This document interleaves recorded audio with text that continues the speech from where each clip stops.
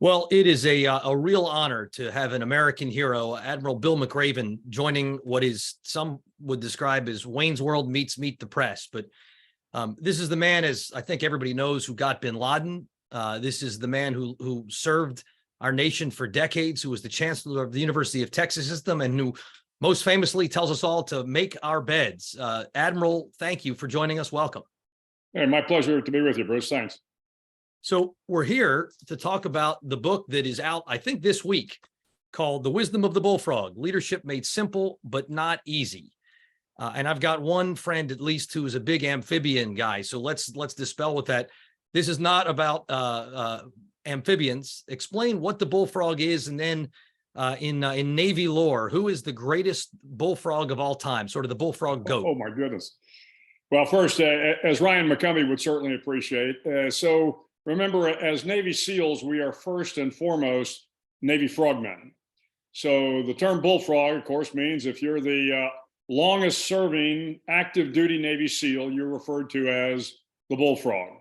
And Admiral Ted Lyons was the very first bullfrog many, many, many years ago. And of course, you're only technically the bullfrog while you're on active duty, but you get to retain the title, long after that, as if the title is really worth anything, other than to say that you spent a long time serving. But it really goes back to our Navy frogman roots, and the bullfrog's the longest serving Navy SEAL. Great. So this is your third book. The University of Texas commencement speech turned into Make Your Bed, which is still one of my favorite speeches of all time. And it was a great book, and Sea Stories was great as well. What inspired book number 3? What was the reason for writing it, and what do you hope to accomplish with it? Yeah, interestingly enough, the first several books were not about leadership, and they were more just kind of life lessons, again, from SEAL training. And I had another book called The Hero Code, which was about heroes that I had met in my career. But at one point in time, my publisher came to me and said, "Hey, you've spent 40 years in the leadership business. Have you thought about writing a leadership book?" And I had thought about it, but actually the hardest part about the book was not actually writing it, but was framing it, because there was so much information I had on leadership, so many things I wanted to tell. I had a hard time trying to figure out how to put it into a kind of a small, compact book that people would want to read. And of course, I decided on using various military creeds and mottos as a way to frame the leadership lessons. And so that's how the book ended up taking form. I think it's well crafted for that purpose, then, for sure. It's easily digested. They're great stories. Each one is compelling, but they're also bite-sized, so folks can take a look. Some of these are things I think that I hope a lot of leaders get. Never lie, cheat, or steal, or tolerate those who do. Engage with employees on a personal level. Walk the factory floor. When you see a problem, do something about it. Communicate. But there are others that are less intuitive, and I think super helpful for leaders. For example, how does building a Freddy the Frog float for Coronado's 4th of July parade? Explain, please, how that's a leadership story. And in particular, what I wondered about it is, was that a test to test you by a leader who figures that's a way to see about his people? Or was that not so purposeful? Is that just the guy was making an assignment? Yeah.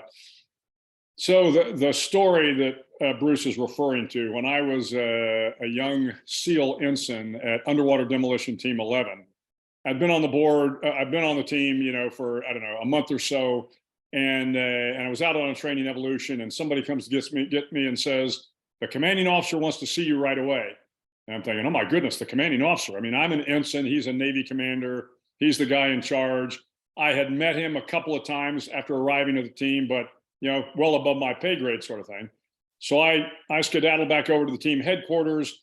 I go into his office, and he says, "Well, Mr. McRaven," he said, "I've been hearing good things about you." And I'm thinking, oh, good. I'm doing well. He says, "The chief petty officers, think you're doing a good job, and you're really making a name for yourself. And I've got something really important I need you to do." And of course, in my mind, I'm thinking, this is it. I'm going to go save the world. We're going to go on some secret mission. And he says, "The 4th of July is coming up. And of course, I kind of start to get lost in the conversation. He said, we want to really build a frog float for the 4th of July parade in Coronado. And of course, I'm thinking, well, now I'm confused.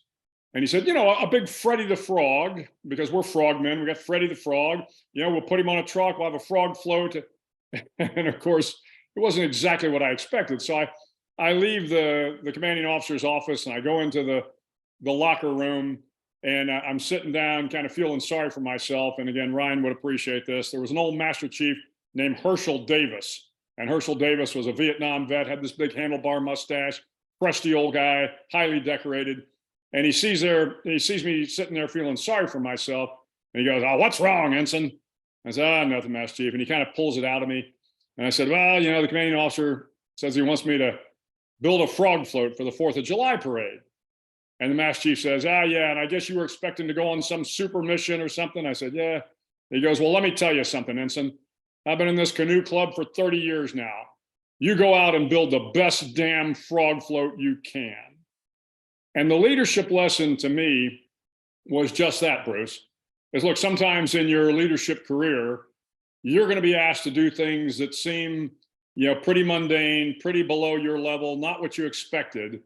But if it is in the best interests of the team, and if the commanding officer felt a frog float was in the best interest of the team, then you go out and you do the very, very best you can.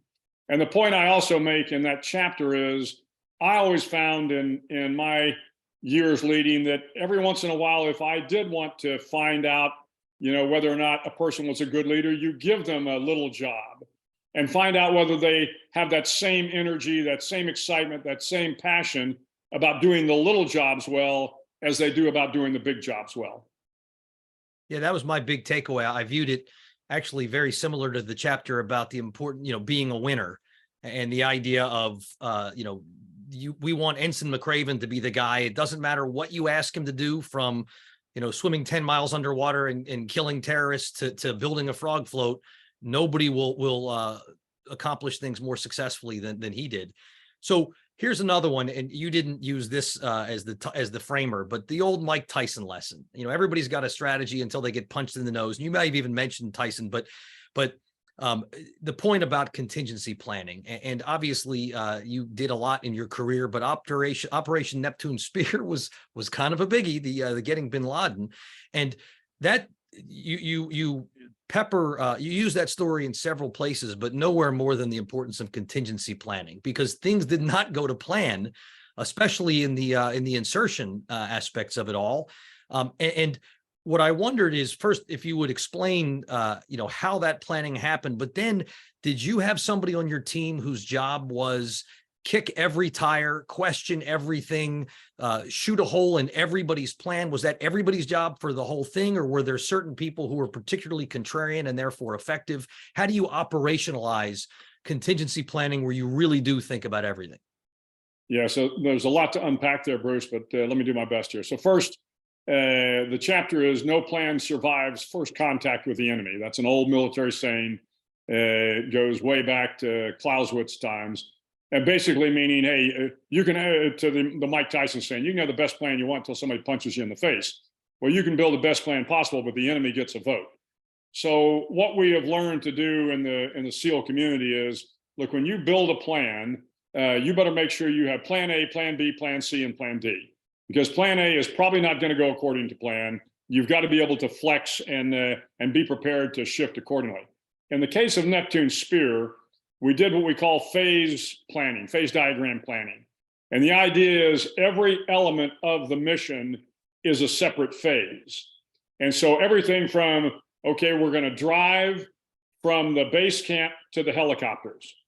Sounds simple. What do you need to have? Well, you need to have the right number of trucks. They got to be gassed up. You got to make sure you've got security. Do you have the right truck drivers? Something simple like that, all the way to the helicopter is inserting, and these guys are fast roping down. Okay, so do we have the fast rope master? What altitude is the helicopter hovering at? What happens if the fast rope breaks? Do we have the door gunner? What happens if the door gun jams? So you look at every phase, and to your question, Bruce, you ask on every single phase, what can go wrong? Not what can go wrong once, what can go wrong twice, 3 times, that's right. And then you build another plan, a branch, if you will, to the main plan that says, okay, if we get in there and the helicopter takes fire, which we assumed was a good possibility, then what's going to happen? Well, that helicopter takes fire and it lands outside the compound. That's one thing. What happens if it takes fire and it crashes in the compound? Well, that's something else. But we had contingency plans for basically all of those possibilities. Now, you can't plan it down to the nth degree because that just takes too long. So you do have to rely on the experience of the SEAL operators you have on the ground. And of course, they did a great job of that. Some of that stuff you just couldn't rehearse, but these guys were all experienced combat vets. And as a result, again, we had plan A, we had plan B. I would say we had plan C. They kind of adjusted when they needed plan D.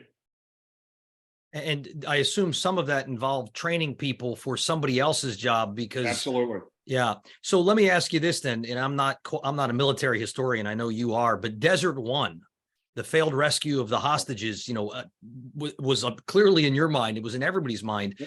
As the military has studied that, if they had taken the same planning and contingency preparation approach that you guys had, might that mission have succeeded? Was that where the failure points were? Well, it was an incredibly difficult mission.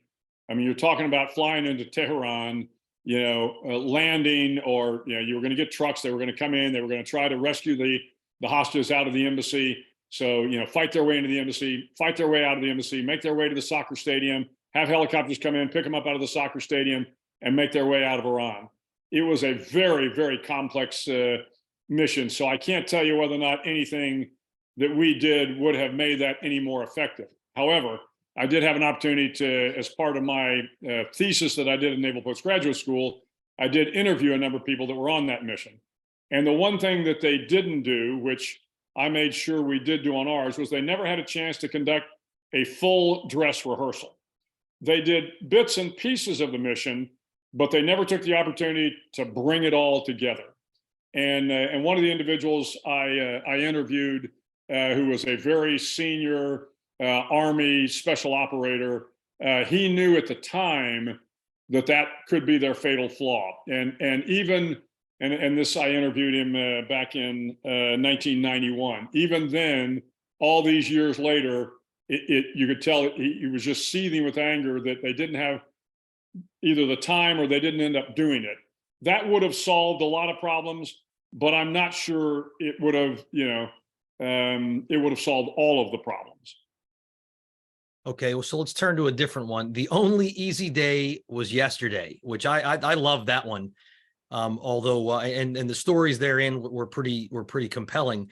I think this is one of the most important lessons. So it'd be great if you could explain that not uplifting sounding lesson and how to apply it, but also one of the things that I wondered about the only easy days yesterday is that about expectation setting so that people don't kind of get cocky.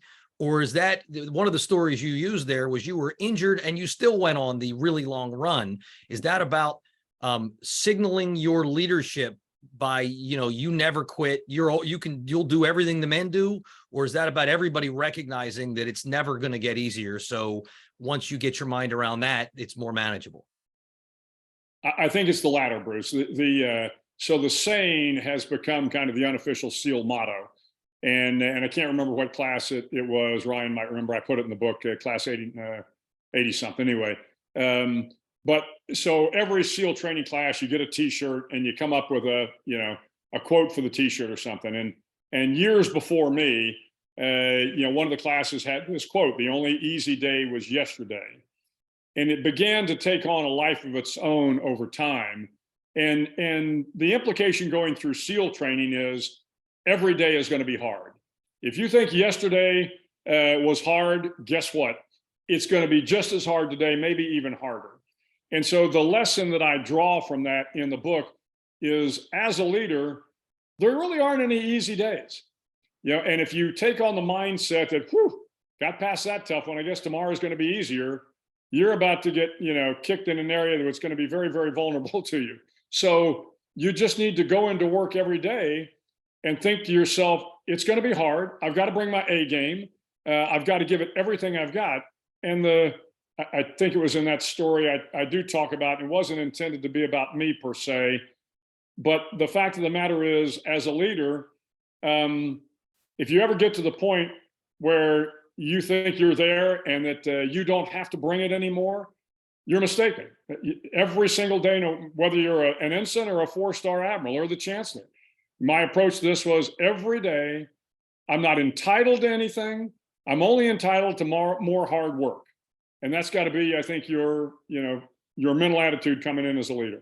Yeah, no, that was great. That you had a line that was probably my favorite line in the book along that as soon as you start thinking that you deserve unique treatment because you're the leader is the day you're no longer the fit person Probably to the be that wrong leader, person, right? Which, that sort of humility is critical in leaders, but it's since the entire organization is busy telling you that you're great, it's easy to forget. I found that parenthood and marriage helps cure those. Please stay on mute, honey. Okay, so you talk in here about the great General Stanley McChrystal, who I'm a huge fan of for a lot of reasons, not least of which he was nice enough to do one of these conversations with me back when. He wrote a book, Team of Teams, which was a really great book. And the core insight was when confronting a decentralized foe like ISIS, you could no longer manage a military organization by getting all of the information to the leaders to make decisions to float it back. He realized that he had to invert things, and his job was to make sure everybody had all of the information because we needed independent operators to make the call. And we spend a lot of time now thinking about the risk of confronting Russia or China. And what I don't have my head around, but I'd love your thoughts on, is whether the team of teams concept would apply against a nation state as much as it would apply against a decentralized terrorist entity. Yeah, sure. The answer is yes. And I will tell you the thinking behind this is it even goes back to what I would call servant leadership. So when I came in the 70s, the Navy in particular, and it's probably true of the other services as well, but they had this attitude that was that kind of came from our roots as a surface warfare organization, where the captain of the ship is the king, and whatever the captain tells you to do, you got to do it, no questions asked. And once he pulls away from the pier, that captain is totally responsible for everything. That's fine, but you build this kind of hierarchy, and sometimes we found that leadership to be a little caustic. When we kind of flipped it on its head and said, look, it's about servant leadership, the implication there is, hey, as a leader, you're still responsible. Just like the captain of the ship, you are ultimately responsible for everything.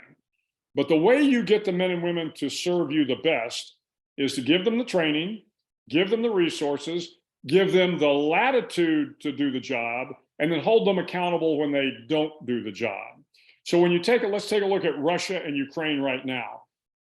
We were all surprised by how ineffective Russia has been. But frankly, if we pull the string on it, maybe we shouldn't have been, because Russia still has a Soviet Union mentality when it comes to their forces. They end up it's very hierarchical.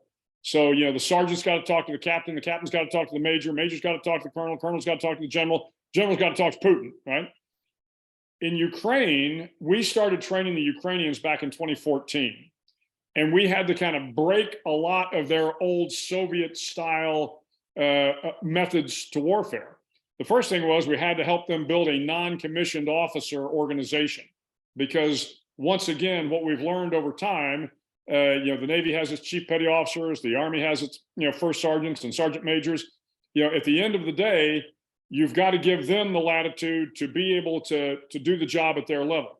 Back to Stan's point about the team of teams. This means everybody has to understand, for the most part, what the commander's intent is, and what the basic, approach to the fight is. And then you've got to let them go. You got to give them confidence. You have to have confidence in them. Let them go do their job. That means that you, the person in charge, that's hard to do, because if Johnny screws up over here, guess who's responsible? Not really Johnny, you're going to be responsible. So a lot of commanders, no, I can't do that. I can't give the responsibility to a young captain or a sergeant, because what if they screw up? Well, let me tell you, you're much better off powering down, giving them, again, the training, the resources, the latitude to do the job, and then hold them accountable when they don't, and yourself accountable. That's really what makes it work.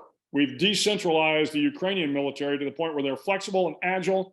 The Russians are still hierarchical. They can't move unless the hierarchy, allows them to do so. So they're slow and methodical.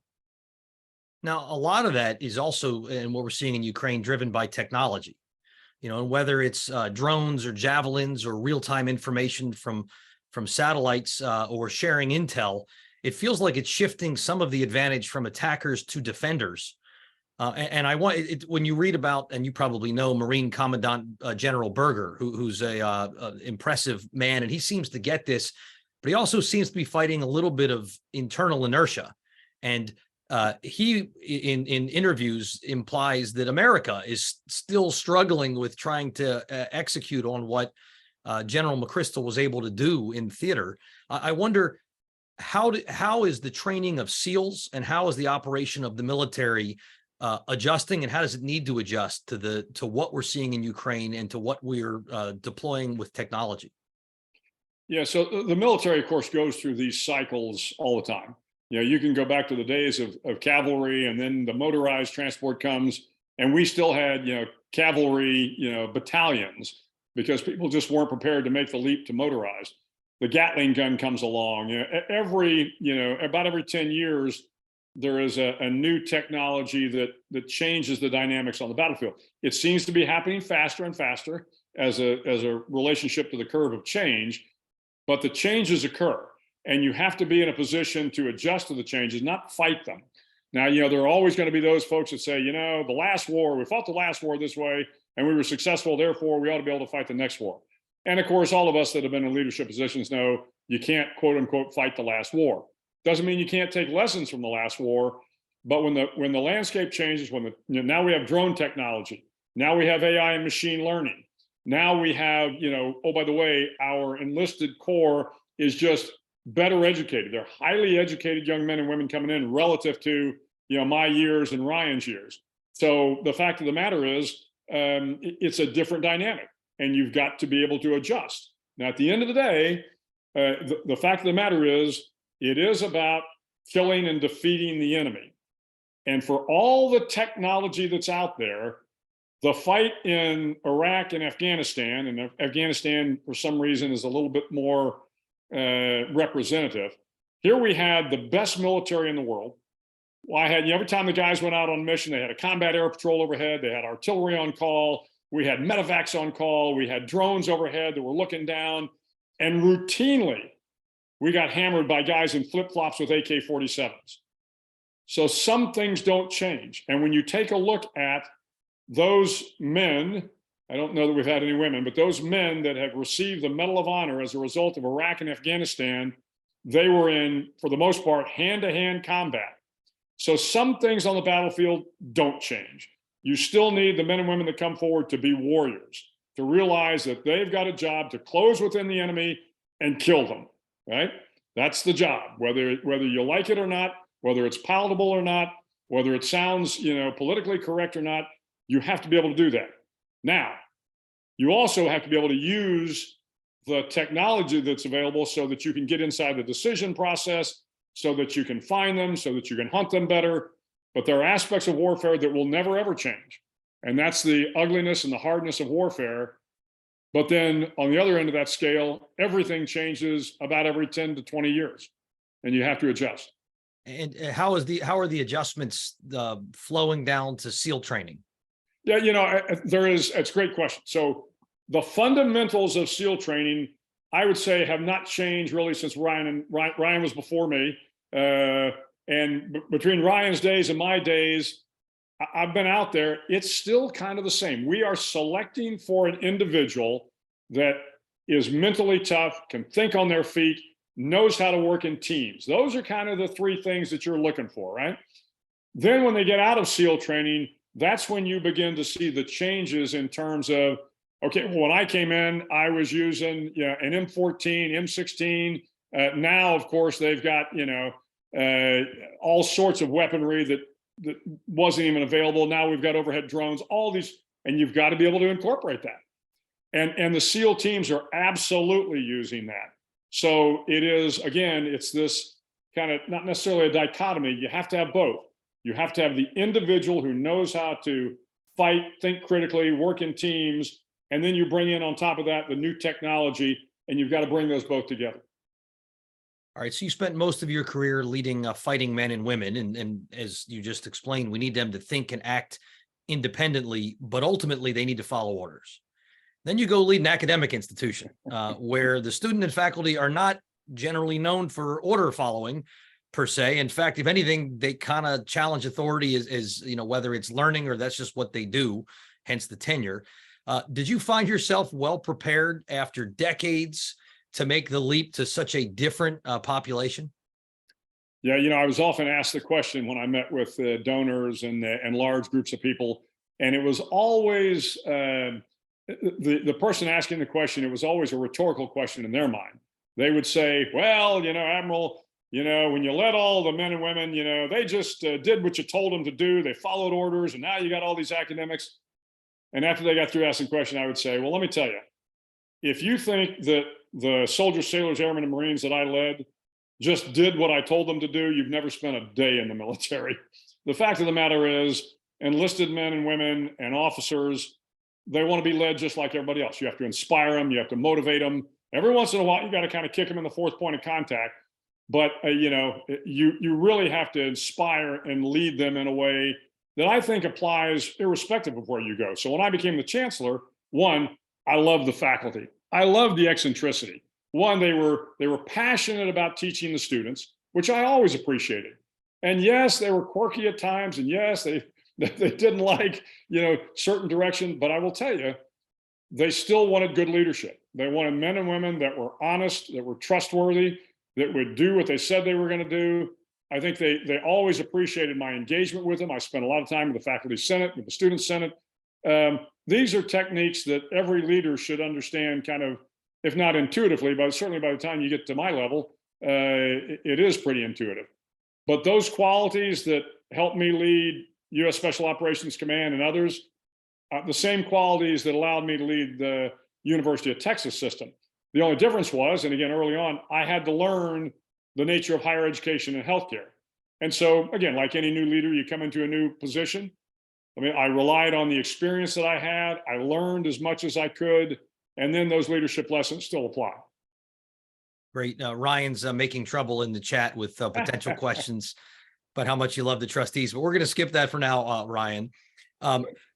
One thing I noticed, though, I was wondering in the book whether there would be stories from your time at Texas, and admittedly, decades in the SEALs and the special operations, relying on the history of the nation. It was on brand to stay in the military.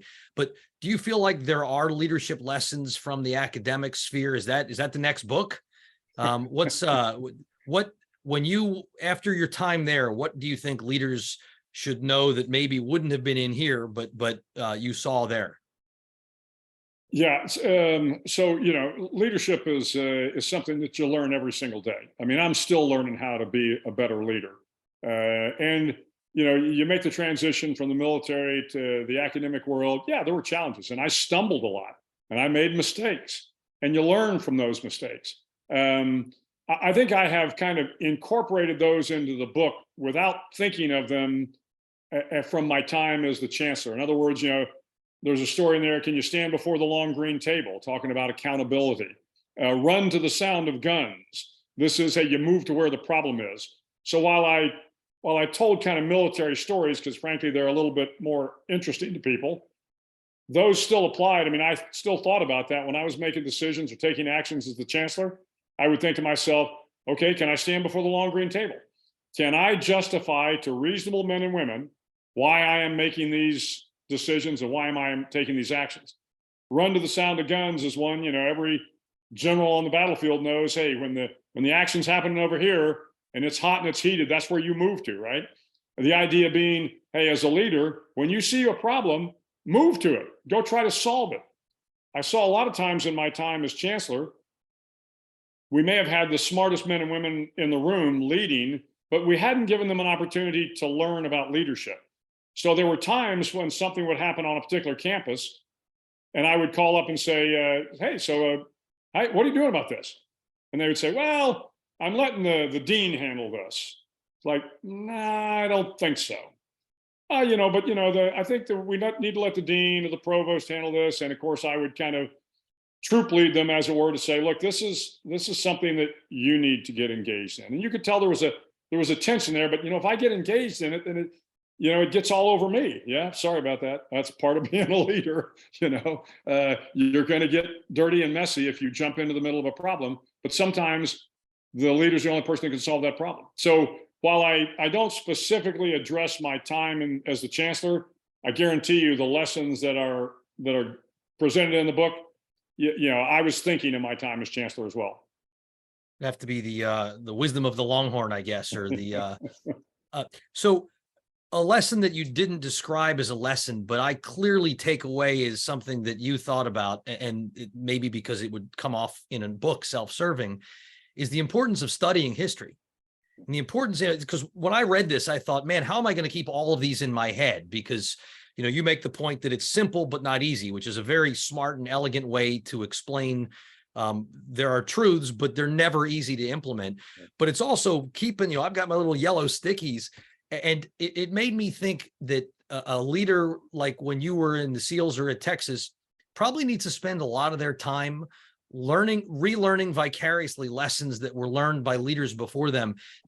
Were you purposeful about what you read, or how did you make sure you were absorbing these things? Oh, there we go.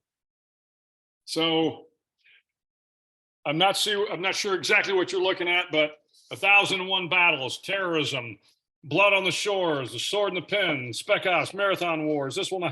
Everything you're seeing here is part of a couple thousand book library. I have not read everyone cover to cover, but I have read everyone to some degree. So to your point, you really have to read history. You have to learn about it. I was fortunate when I went to the Naval Postgraduate School that, they kind of forced me into it. And at first, it's like, God, this is a lot of reading. And as somebody said, it's only a lot of reading if you do it. But it was, I enjoyed the reading, and it really helped me frame how I thought about warfare. And that was back in the 90s. So, I have a little bit more luxury now to read, but I do think that's very important. It's boy, that bookshelf is so pristine behind you. For a moment, I was wondering if it was a virtual background, but yeah, it is mine. It's awesome. Well done. So just a couple more here, and I know you're amidst a book launch, so you probably have a lot of these back to back.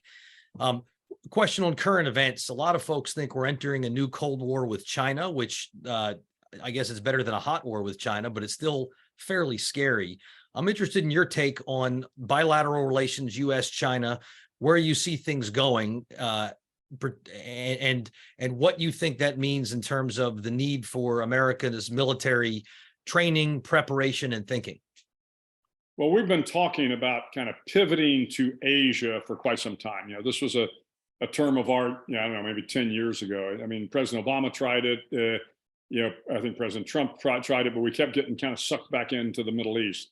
And now, obviously, with the war in Ukraine, we're heavily focused on that. But at the same time, we are, as you know, looking hard at Asia. When you take a look at the 2023 budget and the 2024 budget, it's all about near-peer competitors. Read China. So, more F-35s, more submarines, more carrier battle groups, more, bombers, more fighters, more anti-missile systems. Not a lot of MRAPs in there, not a lot of 5.56 ammunition. It's really all about the kind of high-end weapon systems we're going to need to engage at China. But here's what I would offer to you, Bruce, and to the rather august body I see here, because I think I see Guy Swan and Tom Murphy, who I know both well, if it's the Tom Murphy I'm thinking of, and I don't know a whole lot of Guy Swans other than one. But what I would offer to you is, we don't want to get into a war with China. China does not want to get into a war with us. We need to be strong. We need to make sure that deterrence is what we're leading with. My concern with China is that we need to find some common ground with them. We need to hold them accountable for the Uyghurs. We need to hold them accountable for Hong Kong. We need to hold them accountable for violating the WTO. We need to hold them accountable for stealing intellectual property. But we also need to find some common ground. Find common ground in trade. Find common ground in climate. Somewhere where we can begin to build a relationship. Because if we keep pushing China away, we will push them right into the arms of the Russians in a way that they have not been in the past. They are not ideologically aligned to Russia. Right now, the only alignment is the fact that they want to see the US and the West fail in Ukraine, right? But ideologically, they're not really that close. So what we don't want to do is create this alliance with China and Russia, because all we did was, kind of push and push and push. So we need good diplomacy that says, absolutely hold you accountable for these things you've done. Let's find some room to talk. I was with a senior White House official, quote unquote, a month or so ago, who told me that they had more conversation with the Russians than they do with the Chinese. Well, that's not good. That's not the way to lower the temperature in Asia, in the Asia Pacific region. So we need to be strong, because if you're weak, you will get taken advantage of. But we also need to be very, very thoughtful about how we approach China, and again, find opportunities to build relationships so that if something does happen in the South China Sea, we're in a position to de-escalate quickly. Well, Admiral, I don't know if you've ever thought about serving in elected office, but you may be too young to run for president in 2024. Have you ever thought about it? Because I tell folks, Bruce, I've been married 44 years, and if I want to make it to 45, I'm probably going to have to stay here in Austin.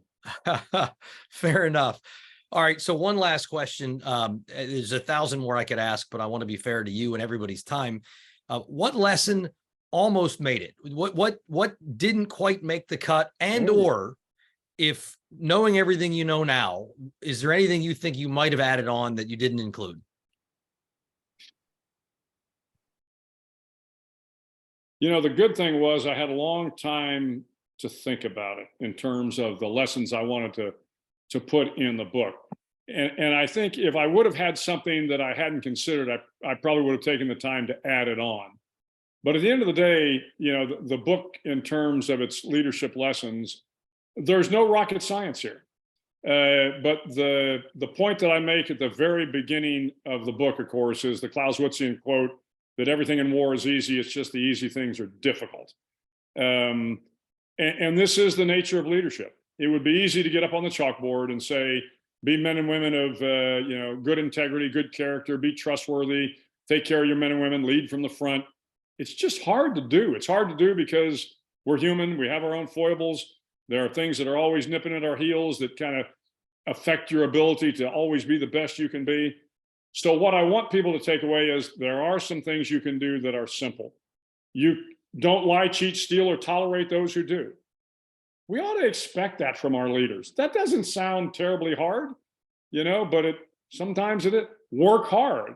All right, that's not a real tough one. Just come in early, work hard, stay late. Say what you're gonna, do what you be trustworthy. When you say something, follow up with it. Again, I don't think there are any particular lessons that are epiphanies. What I've tried to do is take the simple lessons and tie them to a saying so that you'll remember them. And because it's the way I learned to do it. Like I said, the long green table is something, and I can't remember who it was early on in my SEAL career.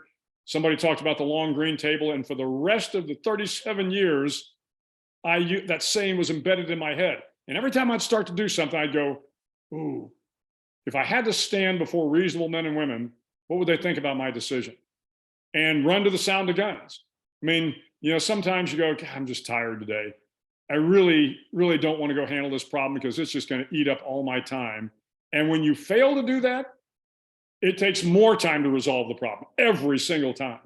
So you see something happening, move to it quickly, address it quickly, get it fixed as best you can, and then you can move on to the next problem. But you get worn out.